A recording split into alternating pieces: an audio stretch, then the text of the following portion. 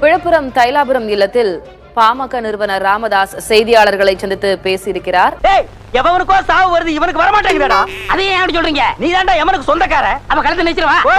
முதல்ல அவன் கழுத்தை சொல்லுவா.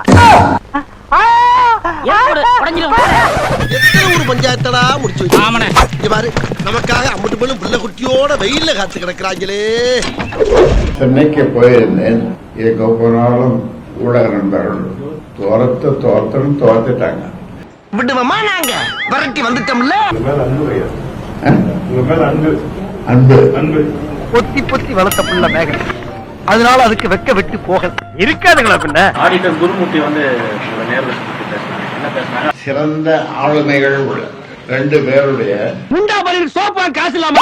சமரச பேச்சுவார்த்தை. அவர்கள் இங்கே வந்தார்கள், நான் அங்கே போனேன். என்னடா என்னமோ பேதி போற மாதிரி சொல்ற. பேசிக் கொண்டிருக்கிறோம். ஆனால் கடைசியில் டிராவல முடிஞ்சு போச்சு. முடிச்சிட்டானுங்களா? டேய், வாயில இருந்தா துண்டு எடுத்துட்டல, வார்த்தையா சொல்லி தொலையண்டா. நாம் தொடங்கிய 34 அமைப்புகள், அந்த 34 அமைப்புகளிலே 1-2 பேரை 4 பேரை எனக்கு பஞ்சாயத்து பண்ண வந்தான். அழகா, இதுதான் தலைவிதி என்பதோ விதி இல்லடா, நீ பண்ண சதி என்று எண்ணிக்கொண்டு அதையும் ஏற்றுக்கொண்டேன். உனக்கு இந்த வயசுல இதெல்லாம் தேவையா? ஒரே விதமான தீர்ப்பையே சொன்னார்கள். ஒரே விதமான தீர்ப்பையே கேட்கணும். என்ன தீர்ப்பு கேளுங்க. என்ன தீர்ப்பு என்றால், சொட்ட தலையா சொன்னதே திரும்ப திரும்ப சொன்னாங்க. என்ன எனக்கு இங்கே இருந்து கொண்டு கட்சியை உடைப்பது, அவர் வெளியிலே போய் மக்களை பார்த்து கட்சியை அவர் மக்களை பார்ப்பது என்ற தீர்ப்பு தான். இப்படி நீ தப்பு மேல தப்பு பண்ணி போய்கிட்டு இருந்த அப்படியே சமாதியாக்கி, புரியுதா? Door lock. என்னை குலதெய்வம் என்று நினைக்கிறார்கள், சொல்லுகிறார்கள். எவன் சொன்னா? எங்கள் குலசாமி என்று சொல்லிக்கொண்டு என் நெஞ்சு கொலைகளில் குத்துகின்றார்கள். உன்னை பார்த்தா எண்ணிக்கை அடிக்கணும் போல தோணுது. பின்ன போலீஸாங்க அடிக்கணும் தோணாதா? இன்னும் ஓரிரு ஆண்டுகள் தலைமை ஏற்க எனக்கு உரிமை இல்லையா? எனக்கு உரிமை இல்லையா என்று கேட்பதே எனக்கு அவமானமாக இருக்கிறது. நான் ஒரு முளை கயிறு தருகிறேன், அதை வாங்கி கொண்டு போய் ஒத்த புளிய மரத்தில் தூக்கில் தொங்குங்கள். ஒவ்வொரு செங்கல்லாக பார்த்து பார்த்து கட்டிய பாட்டாளி மக்கள் கட்சி என்ற மாளிகையில் என்னை கழுத்தை பிடித்து வெளியே தள்ளுகின்ற அளவிற்கு இந்த வெளியில அவருடைய செயல்பாடுகள் இருந்தன. கட்டந்தடி அந்த மஷ்ரூம் மட்டும் சாவடி என்னை மானபங்கம் செய்திருக்கிறார். அசிங்கமாக இருக்கிறது. இந்த மண்டை, இந்த தாடி, இதெல்லாம் உனக்கு அசிங்கமா தெரியல. பொய்யான தகவலை சொல்லி என்னை அடிப்படை உறுப்பிலிருந்து எடுக்க போகிறார். அதுக்கு ஒரு சம்மதமா? அதனால நீ போவாதே. அவரை எடுக்க வேண்டிய அவசியம் என்ன? ஒரு மூடன் செய்வானா? ஒரு முட்டாள் செய்வானா? ஒரு முண்டம் செய்வானா? ஒரு மூர்க்கன் செய்வானா? உன்னையே நீயே கேட்கிற. என் கை விரல் கொண்டு என் கண்ணை நான் குத்திக் கொண்டேன். உனக்கு தேவையாது, உனக்கு தேவையாடா? என்னுள் இருக்கின்ற இயற்கையான கோபம் கொஞ்சம் பொங்கி எழுந்து நீயா நானா பார்த்துடுவோம் அந்த முடிவுக்கு வந்து இப்பொழுது உங்களை சந்தித்துக் கொண்டிருக்கிறோம். இந்த நாட்டுல 85 கோடி ஜனங்கள்ல நீ ஒரு பிழைக்க தெரியாத நாய். நீ செத்தா நாங்க ஏண்டா பதட்டப்படணும்? அதனாலதான் நீங்க குடிச்சிட்டு இருக்கீங்க.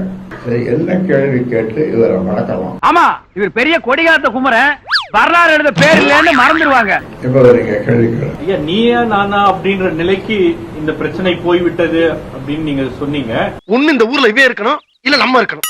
முடிவு கேட்ட அப்போ இதற்கு ஒரு தீர்வே கிடையாது. பேச்சுவார்த்தை மூலமாக தீர்வு காண முயற்சி செய்தது, இது எல்லாமே தோல்வியில் முடிந்திருக்கிறதா? நான் அப்படித்தான் நினைக்கிறேன். நீ என்ன நினைக்கிறது? அதை நினைக்கலாம். என்ன நினைக்கிறேன். இது அரசியல் என்பது வாரிசு கிடையாது. பொதுவா நான் உங்ககிட்ட கூட்டு போவேன்.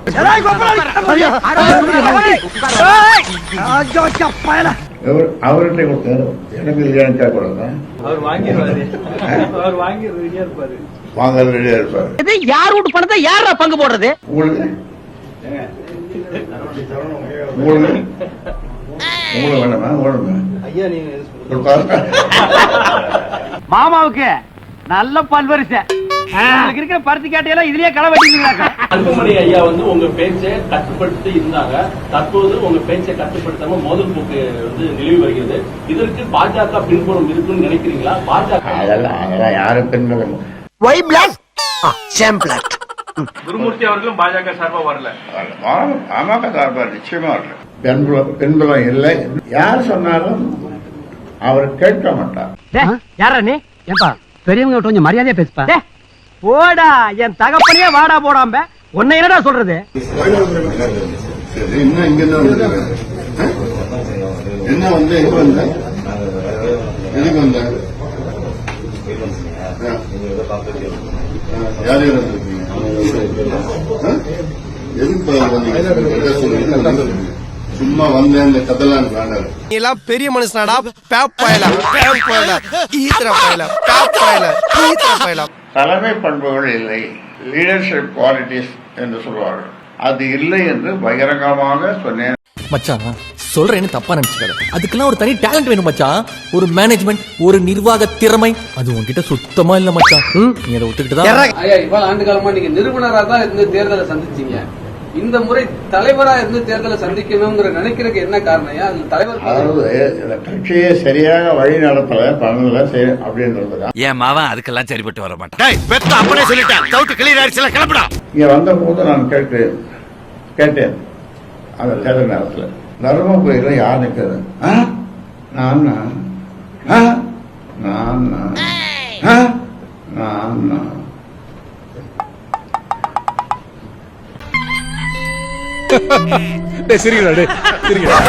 காலையில அங்க ஒரு கோஷம் பாரத் மாதாக்கு ஏன்னு என்னடா இது. அப்புறம் விருந்துக்கு ஒருத்தர் கூப்பிட்டுருக்காங்க. 64 வகையான பதார்த்தங்கள் அது எல்லாம் போட்டு அதுவும் எனக்கு தெரியாது. ஏட்டா சொட்ட பையல, நான் எங்க போயிட்டு வந்தாலும் உன்னை சொல்லுமாடா? ஏட்டா அப்படி உயிரை வாங்குற? கொஞ்சம் வெண்ணி தெரிஞ்சா மூஞ்சி ஊத்தி விடுங்க. அப்பொழுது அவர் அந்த கட்சியினுடைய தலைவராக இருந்தார். இப்பொழுது இருக்காரா? இப்பொழுது இல்லை. இருந்தாலும் இந்த ஜென்மத்துல உனக்கு எனக்கு லிங்க் இருக்குன்றது நல்லா புரியுது. நான் நிக்கல, சௌமியா தான் நிக்கிறதுன்னு சொன்னாங்க. நாங்க பொதுக்குழு சொன்ன மாதிரி நம் குடும்பத்தை சேர்ந்த பெண்கள் இந்த மாதிரி வேண்டாம் அப்படின்னு சொன்னதுக்கு எதிர்மாறாக நிக்க கூடாதுன்னு அப்படின்னு நான் சொன்னேன். தகப்பா, தாய் குலத்து மேல கை வைக்காத, கையை கட் பண்ணிட்டு வேடா கைய. சமூக நீதி, இடஒதுக்கீடு, பெண் உரிமைக்காக பல போராட்டங்கள் நடத்திருக்கு. குடும்பத்தில் இருக்க பெண்கள் அரசியலுக்கு வரக்கூடாதுங்கிறதுல என்ன காரணம்? அதுக்கான காரணம் என்ன? நீ கேட்ட ஒவ்வொரு கேள்வி என்ன செருப்பால் அடிச்ச மாதிரி இருக்குடா. மாதிரி இல்ல, உண்மையிலே சரி ஒண்ணு கேக்குறேன். ஜெயலலிதா அப்புறம் எம்ஜிஆர் ஃபாலோ ஜெயலலிதா அந்த அம்மையார் வந்தாங்க. அதை தவிர இப்ப இருக்கிற கட்சி மற்றவங்க பெண்கள் அவங்க குடும்பத்தை சேர்ந்து வர்றாங்க. என்னடா முட்டாத்தனமா பேசிக்கிட்டு முட்டா பையல. இப்போ விஜயகாந்த் கூட அவர் மறைஞ்ச பிறகுதான் அந்த அம்மையார் வந்திருக்காங்க. இப்போ விஜயகாந்த் இருக்கிற வரைக்கும் அவர் தான் தலைவர் எல்லாமே. அவனுடைய ஆண்மையின் பெருமை பற்றி பேசிக் கொண்டிருக்கிறான். பாட்டாளி மக்கள் கட்சி ஒரு சாதிக்கான கட்சி அல்ல. தமிழ்நாட்டில் இருக்கிற 324 சாதிக்கு 324 சாதிக்கு என்னது ஒரு பேச்சுக்கு சொன்னா உடனே நல்ல சிறப்பா பிச்சாங்க. பல்வேறு பதவி கட்சியில பொருளாளர் பதவி, அப்புறம் மாவட்ட தலைவர் நீங்க போட்டுட்டு இருக்கீங்க. ஆனா மீண்டும் அவங்க அந்த பதவியை நீடிப்பான்னு அவரோட அறிக்கை வெளியிட்டு இருக்காரு. ஆமாமா, எங்க பொதுச் செயலர் எங்க இருக்காருன்னு உங்களுக்கு தான் தெரியும், ஊடகங்களுக்கு தெரியும். அவரை தேடிக்கொண்டே இருக்கிறோம். 5 ஸ்டார் ஹோட்டல் இருக்கிறாரா? அப்படி எப்படி பாருங்க, சரக்கோட இருக்கிறாரா? உனக்கு கொஞ்சம் கொடுத்துருந்தா பேசாம இருந்திருப்பேன். பொதுச் செயலர் கண்டுபிடிச்சு கொடுக்கறவங்களுக்கு ஒரு 100 ரூபாய் கொடுக்கலாமா காசு? பாமக நிறுவனர் அவர்களுக்கு நிர்வாகிகளை நீக்க அதிகாரம் கிடையாது. தலைவராகிய எனக்கு தான் அந்த உரிமை இருக்கிறது. அதனால் நீங்க நீக்கப்பட்டவர்கள் அனைவருமே பதவியில நீடிக்கிறாங்க. நிர்வாகத்துல யாருக்கு அதிகாரம் இருக்கிறது? நான் சொல்லிட்டேன்.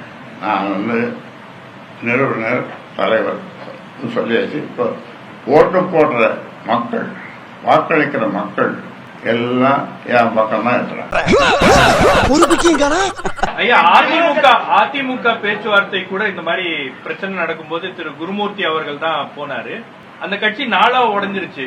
இப்போ அந்த மாதிரி ஒரு சூழல் பாமகவுக்கும் வந்துருமோ அப்படின்ற பயம் உங்கள் தொண்டர்கள் மத்தியில இருக்கு, மக்கள் மத்தியிலயும் இருக்கு. அது உங்களுடைய நல்லெண்ணம் என்ன சொல்லுங்க போறோம். நாசமா போயிருவீங்கடா. மற்ற கட்சியெல்லாம் முக்கியமான கட்சியெல்லாம் கூட்டணி எல்லாம் பேசிட்டு இருக்காங்க, சீட்டு ஷேரிங் பத்தி எல்லாம் பேசிட்டு இருக்காங்க ஐயா. இப்ப நம்ம கட்சியில இப்ப யாரும் முடிவு பண்றது கூட்டணி குறித்து? நான் தான் முடிவு பண்ணணும். மயிலு உன்னை குத்துன்னு குத்துனா பைல்ஸ் வெளியே வந்த கையறா. தாவேக்காவோட பேச்சுவார்த்தை நடத்துறதான செய்தி வருது. நீங்க என்ன சொல்றீங்க? முடியல. உண்மையான காரணம் மோதல், உங்களுக்கும் அன்புமணி சாருக்கும் உள்ள மோதலுக்கான காரணங்கள் உண்மையானது என்ன? நான் ஏற்கனவே சொன்ன ஒரு நல்ல ஜோசியரம். ஏன் தேவசம் எதுவும் நடத்த போறியா?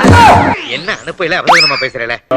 தொடர்ந்து இருக்கிற ஒரு மாசத்தோட குழப்பம் ஐயா தெளிவா என்ன சொல்றீங்க? அன்புமணிக்கும் உங்க தொண்டர்களுக்கும் சொல்ல வேண்டிய கருத்து 2026 அப்புறம் உங்களுக்கு அந்த பதவி கொடுக்குறப்பா ஐயா என்ன சொல்லுவாரு? கோரிக்கை சொன்னீங்கன்னா நீங்க சொல்ற மாதிரியே இந்த தேர்தல் முடிந்த பிறகு எல்லாமே அது மாறி போயிட்டோம்.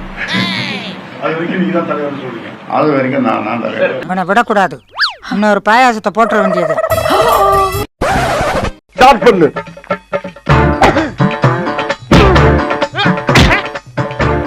இங்கிட்டு வா. அப்படியா? படைக்கல மண்டல மட்டும் அடிச்சிடாத, குலக்கேசல் உள்ள போயிருவேன். சரியா? உங்க வீட்டு பிள்ளையா நினைச்சு எல்லாரும் என்னை மன்னிச்சிருக்க.